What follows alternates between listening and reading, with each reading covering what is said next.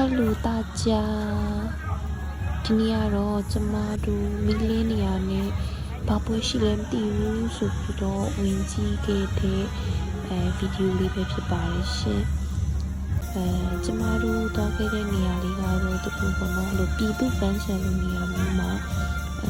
လူစုပေါင်းပြီးတော့လူကနေတဲ့ပုံစံလေးပေါ့နော်တိုင်းရင်းသားမျိုးနွယ်ဆိုရလို့ရှင်ကချင်တိုင်းရင်းသားလို့တော့ပြောတယ်ကိုရီးယားတေချာတော့မသိဘူးရှင်တရုတ်နဲ့ဆက်တာပေါ့နော်လို့ဆက်ပြီးတော့သူကလာကတာဒီပန်းချန်မှာလာကပြီးတာပေါ့နောက်ဗီဒီယိုလေးဒီမှာလည်းဒီလိုမျိုးစိတ်ဝင်စားစရာကောင်းတဲ့ဟာလေးတွေရိုက်ပြပေးဖို့ရှိတာမို့လို့အားလုံးလည်းထပ်တွေ့မယ်နော်拜拜嘛大家拜拜嘛